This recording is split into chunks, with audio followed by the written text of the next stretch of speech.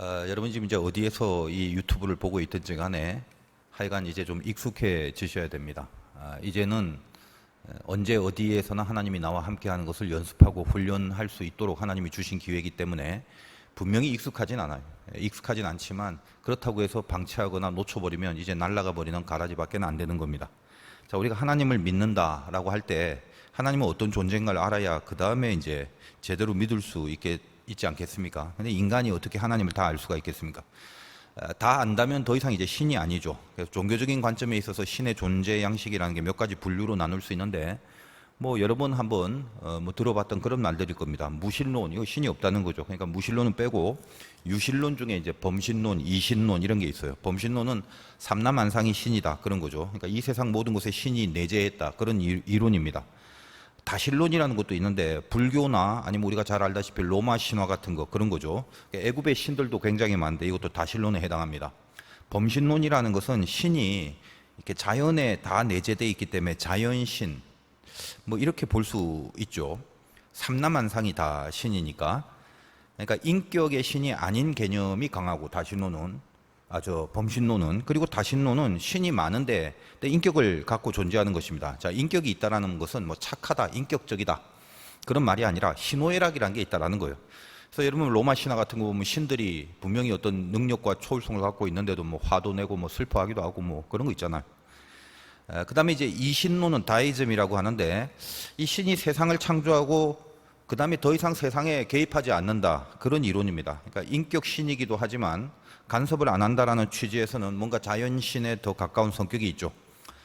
기독교는 유일신론 뭐 이렇게 말해야 될 것 같은데, 자 이제부터 이제 중요하죠. 세상을 초월해 계셔서 세상을 창조하시죠. 초월해야 이 세상을 만들잖아.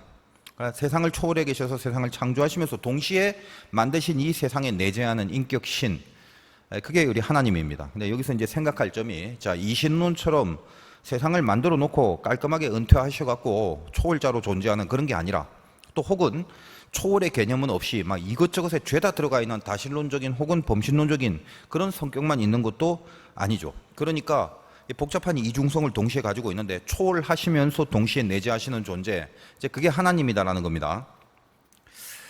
시골에서 목회할 때 시골 초등학교 운동회를 갔었는데, 그 시골은 학교 운동회가 동네의 잔치 분위기가 됩니다. 그래서 마을별로 막 동네별로 먹을 거 간뜩 갖고 와서 뭐 장막 치고 뭐 그래요. 파티하고 그럽니다. 우리 그 딸 하연이가 초등학교 몇 학년 때인가 잘 모르겠는데 하여간 이제 아버지하고 같이 한 발을 묶고 뭐 같이 뛰는 거 그런 거 있잖아요. 내가 제일 싫어하는 건데 하여간 그걸 이제 뭔가 같이 했던 기억이 있어요. 했는지 안 했는지 뭐 솔직히 뭐 기억이 좀 가물가물한데 아무튼 느낌은 있으니까. 근데 중요한 거는 이걸 왜 이렇게 뛰고 있나 싶더라고. 그냥 생각에. 어차피 저 골인 지점을 향해서 누가 빨리 가느냐라는 거라면 그냥 내가 들쳐 안고 뛰면 훨씬 빠를 건데 싶은 거죠. 자, 근데 이제 세월이 많이 지나고 이렇게 한번 돌아보면 그 임마누엘이라는 설명을 제일 잘할 수 있는 그림이 바로 그거더라는 것입니다. 분명히 들쳐 안고 뛰면 훨씬 빠른데 절대 그렇게 안 하는 거죠. 이 아이한테도 기회를 줘야 돼요. 기회를 주는 거란 말이에요. 그리고 함께 한다는 거는 못해서가 아니라 같은 방향으로 간다는 게 중요한 거군요. 얼마나 더 빨리, 더 세게, 이게 아니라 지금 아버지와 자녀가 같은 방향으로 간다는 게 중요하단 말이죠. 근데 아이의 수준을 맞춰갖고 그 수준으로 이제 맞춰주면서 가는 거지. 그러니까 속도는 더딜지라도 같이 뛰면 그 방향은 틀릴 수가 없는 거라 이 말이에요. 그걸 임마누엘이라고 하는 것입니다. 여러분 나름대로 한번 의미를 다시 한번 곰곰이 곱씹어 보기 바라요. 분명히 초월해 있는 존재인데 그렇잖아요. 아빠는 달리기에 있어서 이 아이를 초월해 있죠. 근데 동시에 내재해 있죠. 그러니까 아이의 수준으로 같이 움직여 주기로 한 겁니다. 그러므로 이것이 가능하려면 초월자가 그 초월의 방법으로 움직여서는 안 되는 거죠. 들쳐오고 뛰기 없는 겁니다. 가끔 이제 성경 이야기를 보면 은근히 좀 답답한 적이 많았어요. 옛날에는 세상을 창조하신 전능하신 하나님이 인간과 같이 지금 뭔가를 하시는 그런 모습, 그런 사건을 보면 어떻게 보면 이 하나님이 무지하게 인간적이란 말이에요. 말이 좋아서 인간적이라고 하는 거지 뭐랄까 그 참 답답하고 번거롭다라고 느껴져요. 여러분 출애굽만 해도 그렇지 않습니까? 이왕에 그 출애굽을 작정하셨으면 좀 깔끔하게 뭐 일단 모세라는 인물을 세웠다 칩시다. 근데 그것도 실은 이제 어떤 초월의 성격을 갖고 있는 하나님으로서는 그 사람 하나하나를 번거롭게 세우는 게 이게 참 번잡한 작업이긴 한데 하여간 모세를 앞세워서 그냥 이제 바로한테 야 우리 다 나갈 거다 통보하고 혹시 이제 바로가 반대하면 그냥 그 자리에서 천둥 번개 내지는 뭐 지진 뭐 이런 걸 그냥 한 방에 끝내버리든가 아니면 뭐 좀 심하지만 그 자리에서 바로를 그냥 확 뭐 죽여버리든가 등등 한 방에 깔끔하게 해내실 수 있잖아요. 근데 그렇게 안 하시거든요. 늘 그래요. 성경은. 오늘도 출애굽을 명하시는 내용을 한번 보시면 그 15절에 있는 말씀이 뭐 복잡해서 다 안 읽겠는데 하나님이 모세에게 이르시되 뭐라고 하시는 겁니까? 난 네 조상의 하나님이다. 그렇게 한번 설명을 하는 거예요. 아브라함, 이삭, 야곱 다 그들의 하나님이다. 뭐 이렇게 한번 설명해주고, 그다음에 16절 보니까 너는 가서 이스라엘의 장로들을 모으고 웃자고 저자고. 그러니까 이렇게 일단 그 지도자들 쭉 모아갖고 이 상태 앞으로의 이 일을 이제 그들에게 한번 이렇게 쭉 말하고 알려라. 이제 그런 말을 하는 거죠. 뭐 이렇게 뭐 숙제가 많아요. 절차가 느낌상. 16절, 17절에 보면 이제 그런 그 내용이. 근데 17절, 18절 뭐 내가 말하였거니와 내가 너희를 애굽의 고난 중에 인도하여 적과 꿀이 흐르는 가나안, 헷, 아모리, 브리스 뭐 기타 등등. 그러니까 애굽에서 인도하여 지금 가나안 땅으로 간다라는 말을 여기 뭐 아모리, 브리스 등등 지명도 철저하게 열거하시고 하여간 그리로 간다고 지도자들에게 말하면 그들은 이제 네 말을 들을 거다. 자, 그리고 나서 이제 바로 왕한테 가서 자, 우리가 광야에서 나가서 제사를 좀 지내고 오겠다라고 말하라. 이렇게 이제 말씀할 걸 가르쳐 줍니다. 그리고 이제 19절에 보면 내가 안 오니 강한 손으로 치기 전에는 애굽 왕이 너희가 가도록 허락하지 아니하다가, 그러니까 이렇게 다 가르쳐 주고 나서도 근데 네가 그렇게 말해도 바로가 안 듣는다고 말하는 거예요. 그러니까 이제 이런 부분이 참 난해한 거죠. 그냥 말을 듣게 만들면 되잖아, 하나님이신데. 근데 말을 안 듣는 걸 미리 아시고 그 말을 안 듣는 그걸 그냥 일단 냅둔다 이 말이거든요.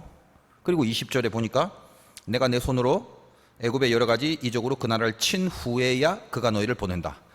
재앙을 내리고 나서 이제 말 듣게 된다. 그 말씀을 하십니다. 자, 21절과 22절에 그 내용이 이제 이런 말이에요. 내가 애굽 사람으로 이 백성에게 은혜를 입히게 할지라. 은혜를 입히게 해서 어떻게 한다? 빈손으로 가지 않게 한다. 그럼 어쩔 건데 22절에 뭐 여인들이 뭐 은폐물, 금폐물, 의복도 구하고 뭐 애굽 사람의 물품도 취하게 하고 그런다는 얘기를 해요. 이것도 참 독특하죠. 나갈 때 빈손으로 가지 마. 애굽의 재물, 그 폐물들, 뭐 물품들 이거 취해서 나가게 하신다는 겁니다. 그러니까 이게 뭐 강제로 뺏는 건지 뭐 그건 아니겠죠. 그건 잘 모르겠지만 어쨌든 노예로 살았던 자들이 갑자기 이제 애굽을 나간다고 해서 뭔가를 강탈해 버리는 그런 수준은 아닐 것 같고, 성경 표현에 의하면 여기 은혜를 입히게 한다는 말이 있는 걸 보면 아마도 이제 애굽 사람들이 뭔가 이렇게 줄 마음이 들었는지 뭐 그걸 하나님이 감동을 시켰는지 하여간 이 출애굽하는 이스라엘에게 자기네들이 갖고 있는 물품을 가지고 나갈 것을 허락하고 있는 분위기 같이 보여집니다. 자, 결국은 출애굽을 시킬 거다라는 의미는 분명한데 이 전능하신 창조주 하나님이 이렇게 일을 참 수고스럽게 하시나 싶은 그런 생각이 문득문득 옛날에는 젊을 때는 그렇게 들기도 했다는 거예요. 하나님에 대해서 잘 모를 때는 초월자로서의 그 이미지가 크기 때문에 그랬는데 이제 또 세월이 많이 지나고 성경을 묵상하면서 목사가 되고 보니까 이 하나님의 내재성이 어떤 건지, 오늘 말씀 제목이 초월 내재입니다. 이건 반대되는 개념인데 합해져 있는 거죠. 그 하나님의 내재성이 어떤 건지, 초월하시면서 내재하신다는 개념이 뭔지 이게 이제 감이 잡히게 되었다는 겁니다. 자, 아까 말한 것처럼 아버지와 자녀가 같이 발을 묶고 뛰는 거, 그게 하나님의 간섭이라는 거죠. 한 방에 다 하실 수 있지만 그 방법을 사용 안 하시는 그 하나님이란 말입니다. 자, 우리가 이런 초월적 내재에 대해서 자, 이미 그 모세에게 가르쳐 준 그림이 있지 않습니까? 초월적 내재가 뭔지 하나님이 보여주셨잖아요. 그리고 모세한테는 특별히 이제 지도자로 사용해야 되기 때문에 친히 하나님이 이렇게 통성명도 해주시면서 이 당신의 존재를 표현하십니다. 자, 모세가 처음에 하나님을 만난 사건이 뭐죠? 떨기나무 불이죠. 나무에 불이 붙었는데, 이게 출애굽기 3장 굉장히 중요한 본문입니다. 불이 붙었는데 나무가 재료가 되지 않아. 그러니까 나무가 재료가 되면 이 불이 붙다가 시간 좀 지나면 나무가 시커멓게 숯이 돼야 되는데 숯으로 변하지 않는데 여전히 불이 계속 타고 있는 거예요. 그것이 초월적인 내재를 말하는 그림이거든요. 그러니까 여러분 도화지에 뭐 지금 여러분 앞에 도화지가 있는지 모르겠지만 뭐 없겠지. 하여간 이 머릿속으로 여러분 그 흰 도화지 이 그림 한번 그려보란 말이죠. 나무 토막 하나, 이거 납니다. 나 가시나무 같은 거 하나 딱 그리고 그 위에 이 나무를 중심으로 불이 타고 있는 그림. 근데 나무는 안 태워. 그걸 뭐라고 하냐면 초월이라고 그래. 나무가 안 타니까. 근데 나무와 붙어서 불이 나고 있어. 붙어 있기 때문에 그건 내재라고 하는 거죠. 그래서 이렇게 나무 토막 하나에 불을 이렇게 타는 그림을 그리고 나서 그 밑에 제목을 하나 쓰라고 하면 뭐라고 할까요? 제가 생각하고 있는 제목이 있는데 혹시 지금 이 예배를 같이 동참하고 있는 분들, 젊은이들 중에 이 제목, 내가 생각하고 있는 이 제목을 맞춘 사람은 선물을 하나 줄 테니까 10초를 줄 테니까 유튜브 보는 사람 댓글창에 한번 적어보세요. 10초 줄게. 재밌는 유명한 문제가 있어요. 파5 홀에서 3번 만에 홀인을 한 거를 전문용어로 뭐라고 하나. 5글자라고 했더니 누가 그러더라고요. 원래 이게 알바트로스인데 사장님 굿샷 이걸 정답으로 적어놨다고 그러더라고요. 여러분 지금 그린 그림의 제목을 한번 나름대로 뭐 재밌게라도 한번 적어보십시오. 10초 끝났지. 제가 지금 확인은 못하지만 나중에 이제 교육자에게 확인해서 혹시라도 뭐 옆에 정답자라고 있으면 포상을 줄 겁니다. 아마 아무도 없을 거라고 생각합니다. 나무에 불이 붙었는데 나무는 안 타고 불만 살아있더라. 이 그림의 제목은 스스로 있는 자, 이겁니다. 그러니까 그림을 먼저 보여주시고 자기 자신을 말로 표현해 주셨죠. 모세에게 하나님이 스스로 있는 자는 나무라는 재료 없이 그렇게 있는 자, 원인과 조건이 없이 그렇게 타는 자, 그겁니다. 그 존재. 그러니까 하나님은 떨기나무 불을 먼저 보여주시고 스스로 있는 자라고 자기를 통성명해 주시고 모세의 인생과 모든 신자들의 인생을 어떻게 개입하고 통치하시는가 이걸 가르쳐주고 있는 거죠. 초월하시기 때문에 못하실 일은 없습니다. 그러나 내재하시기 때문에 우리의 수준을 이용해서 이룰 거를 이룬단 말이야. 요 포인트를 잘 잡으셔야 돼. 우리 수준을 이용해요. 이룰 걸 이루시더라도 초월적이시기 때문에 초월적으로 이루는 게 아니라 내재적으로 이루신다 이 말이에요. 그래서 우리가 믿음을 갖고 살면 최선을 다해야 하는 이유가 바로 여기 있는 거죠. 여러분 최선을 다한다고 무조건 되는 건 아니라는 거. 그건 세상의 논리도 그렇지 않습니까? 그러니까 요즘 더하지. 요즘은 노력하고 최선을 다하는 게 중요한 게 아니다라는 그런 그 시대적 현실을 보여주지 않습니까? 그래서 젊은 사람들도 그래. 최선보다는 요령이 중요하게 된 그런 시대에 살고 있습니다. 근데 이제 가만히 한번 생각해봐. 요령이라는 게 또 중요하긴 하지만 요령을 피운다고 해서 무조건 성공하고 그러던가? 그리고 또 성공이란 게 또 도대체 뭐예요? 뭘 성공이라고 하는가? 여기에 대한 그 신앙적 개념과 이해 이것도 사실은 필요하잖아. 하여간 이런 시대에 살면서 뭐 일단 한탕을 바라면서 살아가려는 요령 피우려는 젊은이들이 굉장히 많아지기 시작하고 그리고 뭐 시대가 디지털 시대고 IT 시대를 맞다 보니까 뭐 도처에 그런 계통에서 아주 그 세상의 유명한 성공자들을 이렇게 샘플로 막 들먹거리면서 뭐 스티브 잡스 뭐죠 마트 저커버스 이런 사람들 그런 사람 언급하면서 야 봐 최선을 다하고 노력하고 공부 중요한 게 아니고 학력이 중요한 게 아니다. 이젠 시대가 달라졌다. 그런 무드 그런 거에 막 이렇게 강하게 흘러가고 있는 그런 시대 아니겠습니까? 그래서 이제 야 우리도 이제는 공부가 중요한 게 아니다. 뭐 그런 사람도 생기고 그러는데. 이 유튜브를 혹시 보시고 있는 여러분들은 대부분 그렇게 살면 안 돼요. 공부해야 돼요. 그 마크 저커버스처럼 나도 학교 관둘 거야 그러지 마십시오. 그 사람은 하버드 대학을 중퇴한 사람이에요. 그러니까 여러분이 다니던 학교가 하버드쯤 되면 이제 중퇴도 되는데, 그러니까 웬만한 사람들은 학교 중퇴하지 말고 그냥 거기라도 열심히 최선을 다해서 다니길 바랍니다. 우리는 이렇게 학교를 중퇴해서 성공을 하거나 아니면 어떤 획기적인 요령을 피우면서 살아가기로 불림받은 사람이 아니란 말이에요, 일단은.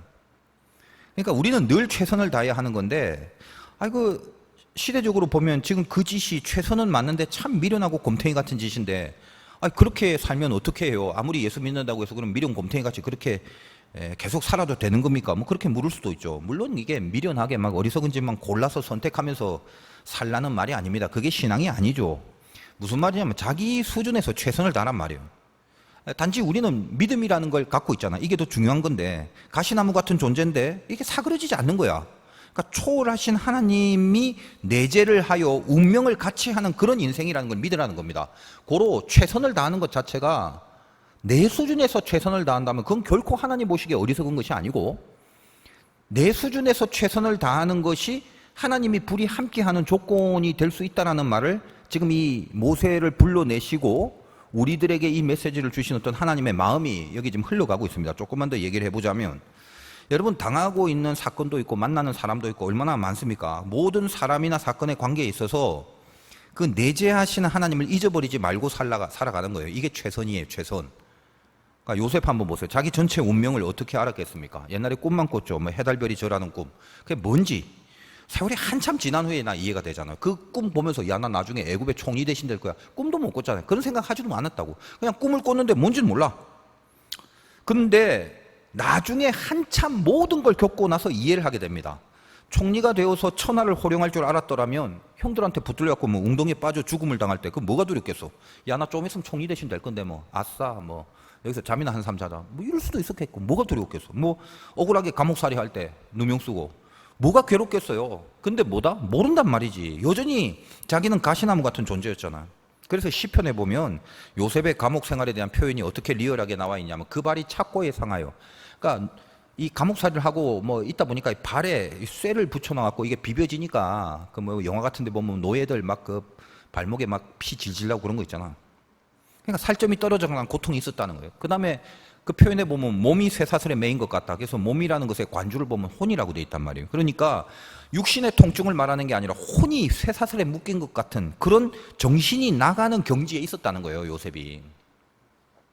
그런 상황에서도 아우 나 담대하게 나 이거 아무것도 아니야. 나 좀 있으면 총리 대신 될 건데 이까이 거 뭐 그렇게 태어나지 않았다는 거죠.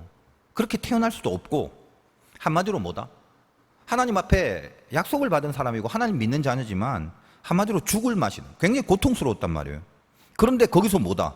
빨리 초월하신 하나님이 막 감방에도 확 빼주고 아예 그냥 감방에 들어가지 않게 해주시고 웅덩이에 막 들을 것 같으면 갑자기 막 구름이 와갖고 둥둥 실어갖고 뭐 형들 앞에서 보란 듯이 살려주고 뭐 이러면 될 건데 이런 초월적인 것을 할 수 있는 그 하나님이 절대로 초월적인 방법을 안 쓴단 말이지. 이게 지금 제가 계속 말씀드리고 있는 내용이에요. 내재하시는 그 하나님. 그러니까 이런 거예요. 그 내재하신 하나님을 요셉은 어떤 상황이든 잊지 않았다는 거예요. 여러분도 마찬가지. 사람을 만나건 사건을 당하든 초월하신 하나님이 내재하신다는 걸 잊지 않는다는 것은 다시 말해서 예를 들면 보디발의 유혹을 물리친 거 이게 무슨 성적인 유혹을 이긴 그런 신앙적 승리 정도가 아니었다라고 제가 말씀드린 적이 있죠. 거기서 뭐예요? 그 사건 속에서 그 상황 속에서 지금 내재하시는 나와 함께 불타고 계시는 그 하나님을 잊지 않고 최선을 다한 건데 바로 그때 그 최선의 결과가 내 의지의 노력이 아니라 하나님이 나와 함께하고 내재하고 있다는 그 입장과 그 근거로 내가 할 수 있는 최선, 이 최선의 결과가 결국은 이렇게 최선을 다해봤자 잡혀서 죽을 수도 있다라는 것이 현실이다라는 걸 요셉이 모르는 바 아니었죠. 그런데도 불구하고 그때의 그 최선이 가능했던 이유가 뭐다?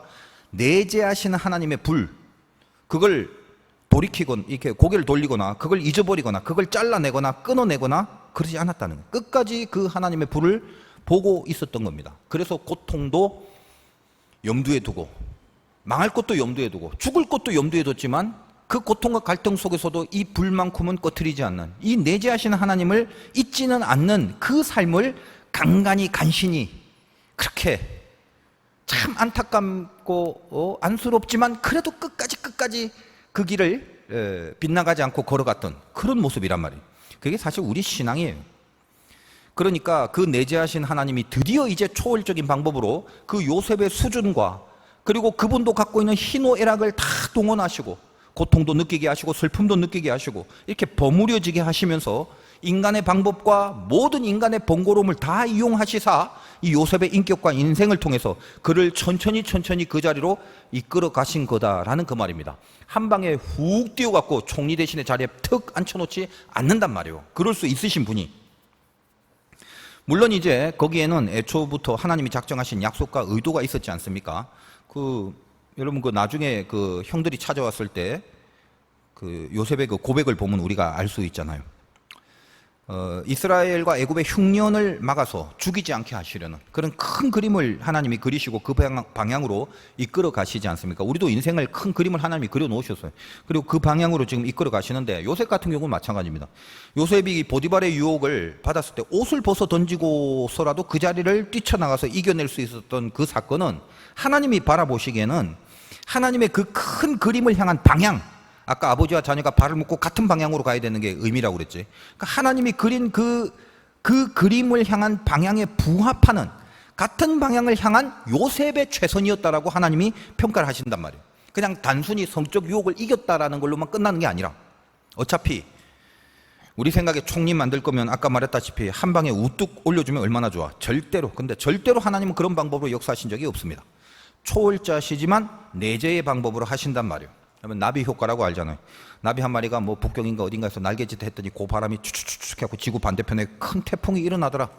그러니까 날갯짓 하나가 태풍으로 연결되기까지 그 과정 가운데 얼마나 많은 유기적인 연결의 사건이 있었겠냐 이 말이에요. 그건 하나님만이 드라이브 하실 수 있고 다스릴 수 있는 영역이거든. 그래서 초월자라고 그럽니다.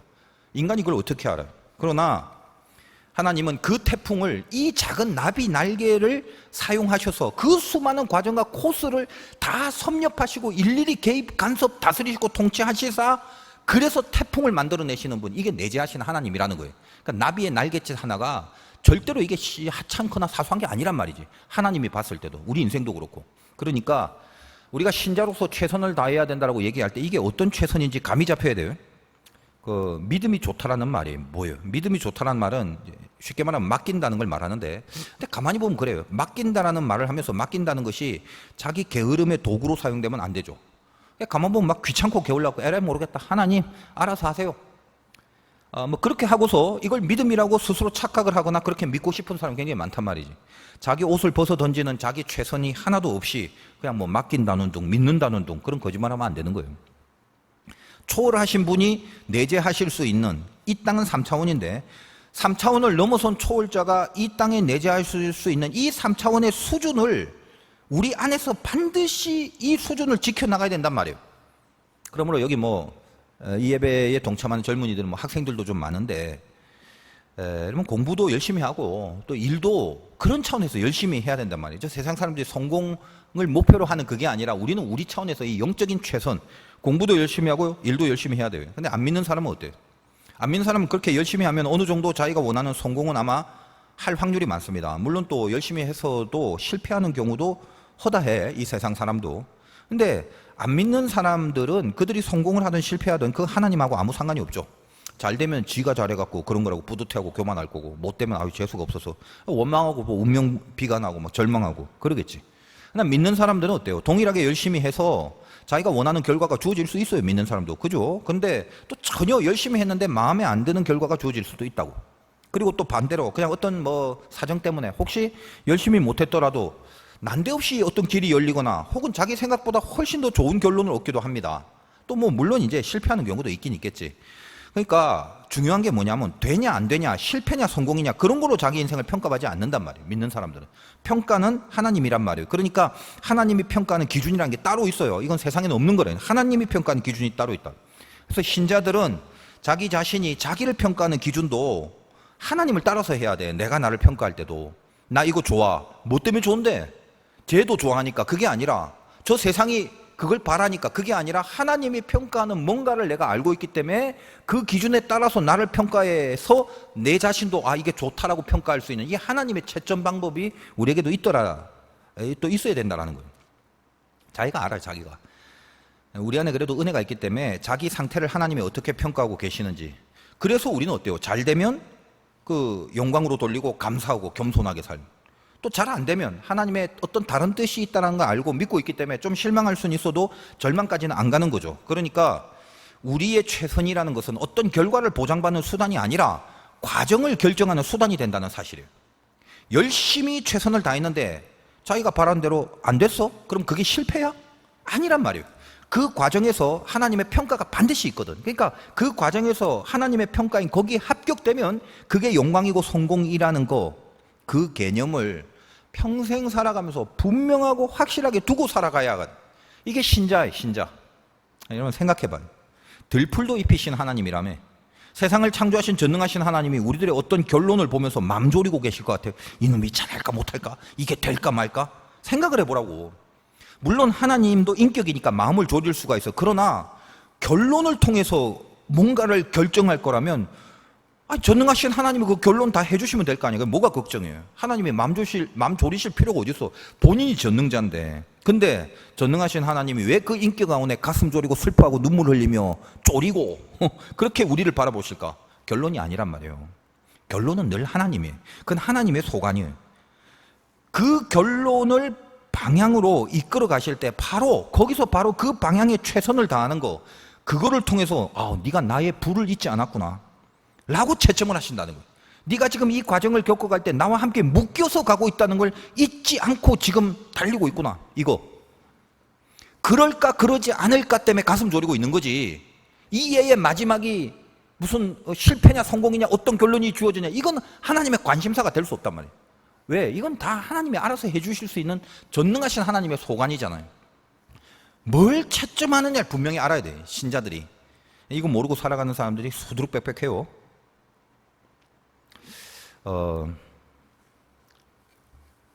전능하신 하나님의 맘졸이신 이유는 결론이 아닙니다. 결론은 늘 하나님. 그것을 통해서 네가 지금 내 불을 잊지 않고 있구나. 그 채점. 모세 언제 불러요? 3장에서 배웠지. 왜 나무에 불이 붙었는데 나무는 안 타지? 내가 이 큰 광경을 보리라. 하나님이 모세가 보려고 돌이켜 오는 것을 보시고 모세야 모세야 부르시잖아. 그리고 야 신발 벗어. 이제 됐어. 신발 벗어. 이제는 여기는 너하고 나하고 같이 있는 곳이야. 여러분 방에 들어가는데 신발 벗고 들어가는 이유는 한 방에 같이 있는 거죠. 여러분 모세를 채점하신 그 모세의 채점이 뭡니까? 왕궁에서 호령하면서 떵떵거리고 살고 있는 왕자라는 결론? 오 성공했어. 좋아. 그거 채점한 게 아니죠. 광야에서 지팡이 짚고 양들 치는 그런 할아버지한테 그가 하나님의 불을 잊지 않고 돌이켜서 그걸 보려고 하는, 그걸 잊지 않고 보려고 했던 그 보려고 한 사건, 그 과정, 그게 모세의 최선이기 때문에 그 최선을 채점하신 거다 이 말이에요. 여러분도 그래서 저번 시간인가 기도할 때 내가 돌이켜 보리라라는 걸 잊지 말라. 제가 그 얘기를 했지. 여러분이 예수 믿으면서 제가 보면 가장 어리석을 때가 뭐냐면 초월의 하나님께만 집중할 때예요. 그 믿음이 좋아서 집중하냐? 아니야. 대부분 언제 초월의 하나님에게만 집중하는가? 곰곰 생각해 보세요. 다 똑같아. 지는 아무것도 안 하면서 바라기는 무지 바라고 있을 때 그때거든 항상. 예를 들면 내일 시험인데 공부 하나도 안 했어. TV 보고 탱자탱자 놀다가 새벽부터 해야지 하다가 이제 배고프니까 라면 하나 끓여 먹고 공부해야지. 그러다 이제 먹고 나니까 뭐 식곤증 오지. 그냥 잤단 말이야. 퍼질고. 다음날 됐어. 끝난 거죠 이미. 그때 비로소 초월의 하나님이 아쉬워지는 거야. 갑자기 주님 기도를 지나게 할 테니까 내가 시험지를 받아보면 답이 보이는 영안을 열어주옵소서. 뭐 그렇게 기도하고. 자기 스스로도 알아. 그 기도하면서 이거 안 되는 줄 알면서 괜히 쓸데없는 기대하고 있다는 거. 그러면서도 결국은 또 원망을 해요. 이게 인간의 죄성이거든. 주식하다가 돈 날리고 그거 회복하려고 빚내서 다시 크게 하다가 다 망했을 때 그때 초월의 하나님이 그리워져. 하나님 하늘에서 돈다발을 내려주옵소서. 얼마나 초월이 그리운지 몰라. 그러니까 항상 어때요? 초월의 하나님께 집중할 때는 항상 그래. 지는 아무것도 안 했을 때. 그런 믿음이 보면 어리석은 믿음이고 틀린 믿음이지. 하나님은 3차원에 내재하신다고 그랬습니다. 내재라는 말 자체가 3차원에서는 3차원에 들어온다는 거예요. 그래서 3차원으로 해결하실 것을 3차원의 시공을 통해서 해결하시거든요. 그게 내재라고 그래요. 물론 3차원으로 안 될 때는 하나님의 필요에 따라 어떤 초월의 방법을 사용하실 때도 많아요. 제가 뭐 저번에도 말씀드렸지만 중국 오지에 선교하러 갔을 때 거기 병원이라는 게 없어. 길에서 사람이 굶어 죽고 그러거든. 근데 그런 데서는 어떻게 3차원의 시공을 이용할 수가 없잖아. 초월적인 역사를 해주시더라고. 기도해주면 목발 집은 평생 불구가 목발 집어 던지고 막 뛰는 역사가 나타나고 그랬거든. 병원이 있다라는 게 뭐예요? 이 땅 3차원에서 시간의 흐름을 통해서 하나님이 주신 은혜의 산물이지. 그러니까 병원이 있는 곳에서는 하나님이 허락하시면 이 병원이라는 3차원을 통해서 낫게 하시는 경우가 거의 태반이라는 걸 알아야 돼. 쉽게 초월을 바라지 마십시오. 지금 이 시대에 살면서도 어디 가서 뭐 아무것도 아닌데 뭐 병 고친다고 막 그런 그 초월적 역사만을 강구하는 이런 거는 상당히 이 시대의 전체적인 역사와 영적 흐름을 지금 못 보고 있는 거란 말이에요. 그리고 대부분 어떤 그 나쁜 영이 많습니다. 그런 경우에는. 분명히 초월하실 수 있는 상황도 있어요. 하나님이. 그러나 무조건 초월적으로 하는 거 그건 절대 없다. 이미 이 자체가 하나님의 창조 질서인데 여러분 마찬가지. 쉽게 초월 바라면 안 됩니다. 초월로 바로 가버리면 이미 내재하시는 존재로서의 하나님이 자꾸 잊어버리게 되고 이 중요한 내재하심을 자꾸 상실하게 된단 말이에요. 제가 여러 번 간증했는데 재미있는 간증 중에 하나인데 시골에서 이제 목회하고 뭐 난로 같은 것도 좀 마련해야 되고 할머니들이 일찍 한 새벽 3시면 새벽기도 나오니까 춥잖아 시골은. 그 이제 교회에 좀 페인트 좀 칠해야 되겠고. 근데 그 뭐 시골 교회가 별로 그 돈이 없어요. 그러니까 제가 개인적으로 빚을 좀 지면서 했던 적이 있습니다. 얼마나 뿌듯하겠어. 따뜻한 기름난로 뒤에 딱 있으니까 막 새벽 3시부터 새벽기도 하러 나오신 연세 드신 권사님들이 더 이상 안 춥겠구나 막 이 생각하니까 마음도 내가 따뜻해지고 편안하고 좋더라고. 괜히 막 스스로 막 의롭기도 하고 막 그럽니다. 근데 일단 현실이 뭐야? 빚을 갚아야 되는데 이래저래 계산해 보니까 제가 그 시골 교회를 떠나야 할 때 좀 한 200만 원, 딱 200만 원.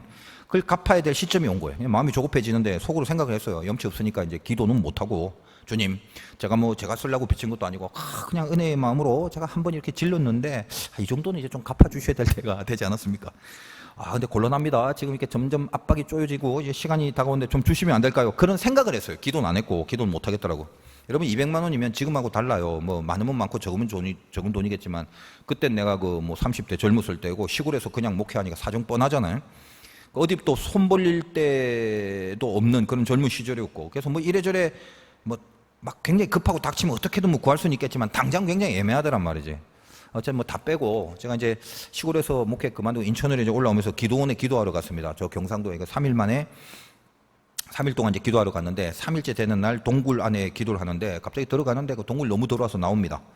근데 그 마음속에 그런 생각, 너 왜 나오냐? 여기 더러운데 어떻게 들어갑니까? 하나님이 제 마음에 들리는 소리가 네 마음이 지금 저 동굴처럼 더럽다라는 그 지적을 하시는 거예요. 그래서 이제 다시 들어가 갖고 이제 수건으로 거기를 다 청소하고 막 이제 기도를 시작하는데 무릎 꿇자마자 막 눈물이 막 나오는 거예요. 그래서 여러 가지 기도 제목을 갖지만 회개의 기도만 계속했습니다. 성령이 이제 시키는 기도죠. 목회를 어떻게 할까, 앞으로 어떻게 뭐 잘할까라고 기도를 했는데 하나님이 저에게 주시는 마음은 목회라는 것은 네가 뭘 준비하는 게 아니다. 네 마음 정비하는 거다. 마음을 깨끗하게 해라. 그게 제일 중요하다. 뭐 이런 그 메시지를 주시더라고. 근데 그러지 못한 내 자신을 발견하고 굉장히 많은 눈물을 흘렸는데 하여간 사실은 이제 그때는 그 200만 원도 같이 기도하려는 마음이 있었어요. 근데 그 기도는 아예 나오지도 않고 그냥 그 기도 끝나고 이제 산을 내려가는데 친구한테 이제 갑자기 전화가 온 거예요. 그 기도는 경상도에 있었는데 또 하필 또 부산에 있는 친구의 전화였어요. 이 친구는 저하고 친하긴 해도 예수 안 믿는 친구입니다. 내가 이제 전도를 했는데도 하여간 처음부터 끝까지 초제일관 자기는 조상신을 믿는데 절대 이렇게 안 믿는 친구였어요. 근데도 친했어요. 근데 물론 이제 저도 이제 어릴 때는 이 친구하고 사귈 때는 교회 안 다녔죠. 저도 이제 고등학교 때에서 이제 예수를 믿었으니까. 근데 이제 오랜 세월을 알아왔지만 그 친구하고 나 사이에 뭐 돈 빌리고 돈 거래한 적이 한 번도 없었는데 그 만나서 이제 내가 나 이제 시골에 있다 인천으로 가게 됐다 그랬더니 은행에 가더니 이렇게 돈을 뽑아갖고 봉투에 넣어주는 거예요. 너 그거 이사한다는데 그 휴지라도 사라고. 그래서 이런 적이 없는 친구예요. 그래서 내가 받으면서 얼마인지도 모르고 야 너 철들었네. 그래서 무심코 받았는데 나중에 헤어지고 나서 확인해 보니까 거의 200만 원인 거예요. 뭐 여러분 보는 뭐 친구 간에 그럴 수도 있겠지 싶겠지만 알다시피 여러분들도 이 친구 간의 정서라는 건 당사자들만 압니다. 그러니까 우리는 절대 친하긴 했지만 금전적인 게 오갔던 이런 건 아닌 사이거든. 근데 바로 그 다음날 이 친구가 이제 전화가 왔어요. 이게 너무 웃긴 거예요. 내가 생각할수록. 전화 딱 하자마자 나는 이제 그 친구 부모님도 너무 잘 알고 여동생도 있는데 여동생도 잘 알고 그러거든. 전화를 하자마자 이 친구가 하는 말이 야 내가 어제는 미쳤나 보다 그러는 거예요. 자기도 돈이 많은 것도 아니고 쓸 때도 많은데 제 엄마하고 동생이 돈 좀 빌려달라고 했는데도 막 못 빌려주고 있는데 너 하여간 절대 우리 엄마나 동생한테 내가 200만 원 줬다고 말하지 마라. 내가 이제 속으로 그랬죠. 그럼 너 미친 거지. 난 알지. 그러면서 이제 야 그래 알았어. 내가 그걸 왜 말하냐. 아무튼 고맙다. 잘 쓸게. 너 복 받을 거다. 그런 적이 있어요. 뭐 제 설교 계속 들으신 분 한 100번 들었을 건데 목사님 했던 간증 왜 또 해요? 그러지 마시고요. 이 간증이 중요한 게 아니라 메시지가 중요한 거예요. 그리고 이제 살다 보면 이렇게 새로운 간증이 왜 없겠어요? 참 매일매일 너무 눈물 나는 간증들이 참 저에겐 있는데 근데 제가 언제부턴가 그 간증은 되도록 좀 하지 말자라는 생각이 자꾸 들었어요. 가만 보니까 결국은 보면 이 자기 의가 나타나는 결론들이 꽤 많더라고요. 시중에 이렇게 좀 간증을 많이 하시는 사람들 보면 제가 은혜가 되는 게 아니라 자꾸 그 자기 의가 너무 보이는 거예요. 그러니까 나도 그러지 않을까 하는 생각을 하는 순간 이건 되도록이면 안 해야겠다는 생각이 아무튼 들었습니다. 메시지의 어떤 그 수단이 될 수 있다면 이제 그러면 하겠지만요. 그러니까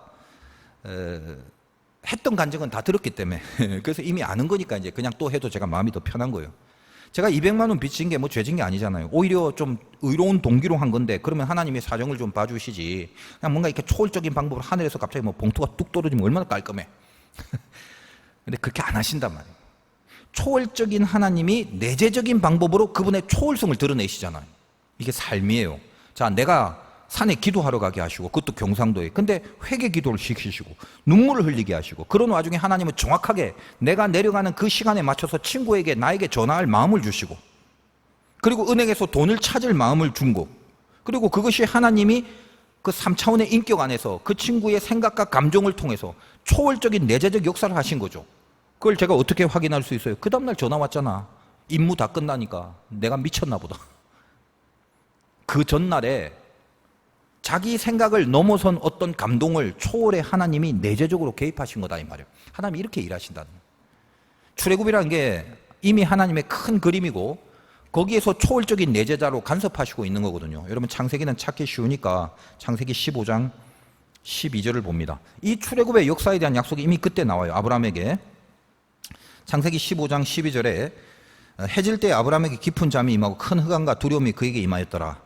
성경 좀 읽어본 사람은 뻔히 아는 사건이니까 제가 스킵을 합니다. 자, 여기 무슨 얘기가 나오냐면 쭉 그런 얘기. 앞으로 뭐죠? 18절 보니까 그날에 여호와께서 아브라함과 더불어 언약을 세웠다. 이 땅을 애굽 강에서부터 큰 강 유브라데까지 네 자손에게 준다. 겐, 그니스, 감몬 족속, 아모리 족속 이런 것들. 이게 지금 출애굽에 대한 이야기를 쭉 하면서 이제 거기다 더군다나 14절을 보면 그들이 섬기는 나라를 내가 징벌할지며 그 후에 네 자손이 큰 재물을 이끌고 나오리라. 뭔 말이죠? 애굽을 징벌할 거고 니들이 나올 때 큰 재물을 이끌고 나온다. 그게 오늘 벌어진 거지. 출애굽에서 물품을 주는데 은혜를 입어갖고 그냥 아이 갖고 가라 비스무리하게 된 거다 이 말이에요. 이미 약속된 사건이라 이 말이에요. 그러니까 왜 그렇게 하셨을까? 왜 그 물품을 굳이 갖고 나오게 했을까? 여러분 출애굽기에 보면 아주 중요한 사건이 하나 있는데 그게 성막입니다. 그래서 텐트, 이 성막은 출애굽기에 나와 있는데 그 성막이라는 건 성전의 모형이고 기원이 되는데 하나부터 열까지 성막은 하나님이 설계를 하셔서 직접 설계. 그래서 나중에 이제 성막을 다룰 그 부분에 가면 그 깊은 이치를 알면 우리가 참 경탄을 금하지 못할 겁니다.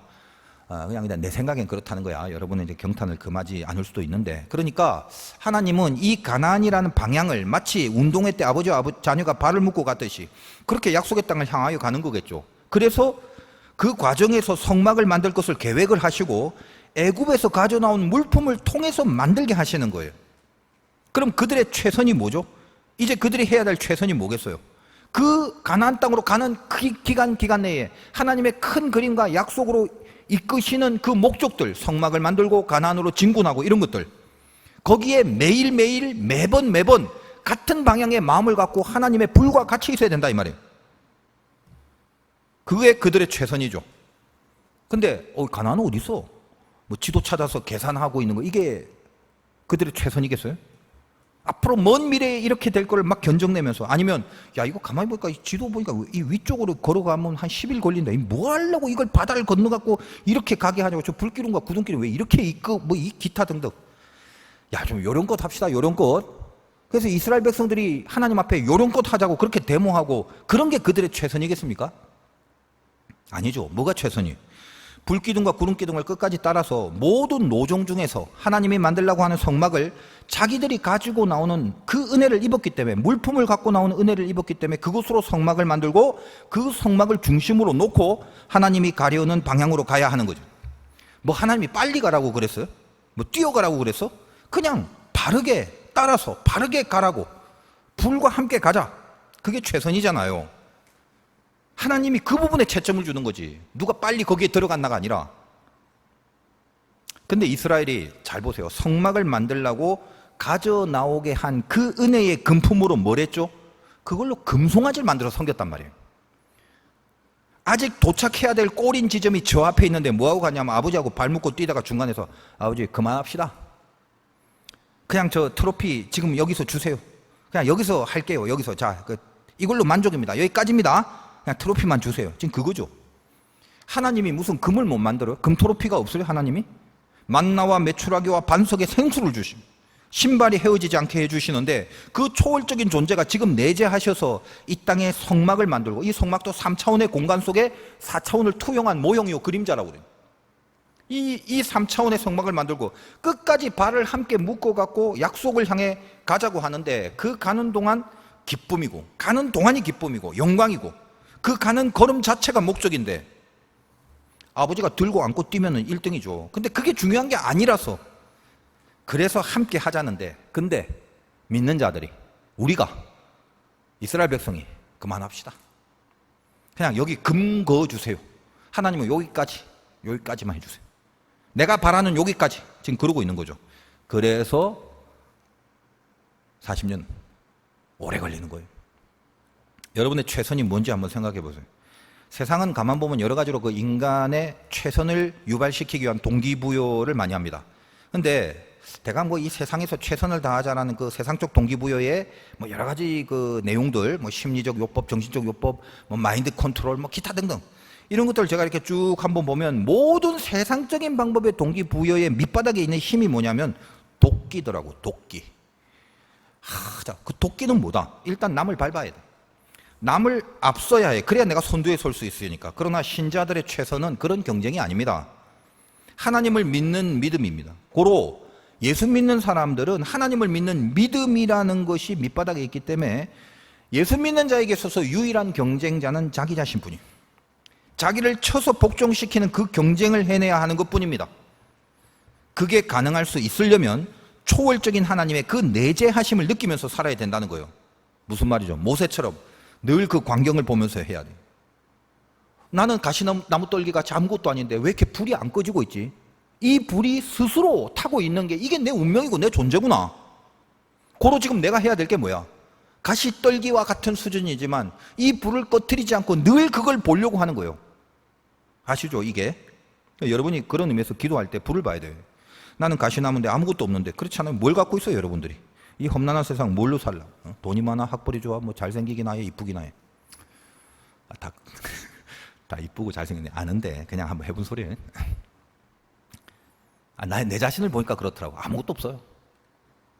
괜히 그런 말 하신다 또 그러고 있는 사람이 있을지 모르겠는데 진짜 그래요. 여러분이 은혜를 딱 느끼면 나는 nothing이라는 걸 느껴져요. 진짜 아무것도 아니에요. 죽는 일만 남았구나. 그거밖에 없어요. 그런데 이 나를 하나님이 재료로 삼지 않으셨다는 게 이게 얼마나 다행인지 몰라. 만약 나를 재료로 삼았다면요, 불이 타오르기도 전에 이미 수검댕이가 돼갖고 으스러져갖고 재가 돼서 날려져 있을 거야. 그런데 불을 보세요. 불. 내 위에 하나님의 초월의 불이 꺼지지 않고 있어. 그걸 보라고. 여러분 기도할 때 그 그림을 그려야 돼. 그 불을 잊지 않고 보라고. 거기서 그 불이 내 위에 타오르는 환상을 보면 그때부터 나의 최선은 하나님이 채점해 주시는 하나님의 가치가 돼버리네요. 그때부터는 불을 보고 하는 최선, 거기에 하나님이 채점을 해주신다는 거예요.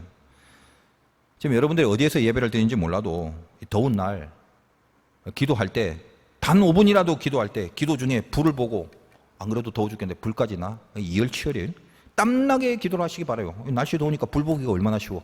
조금만 봐도 막 땀이 질질 흐르겠네.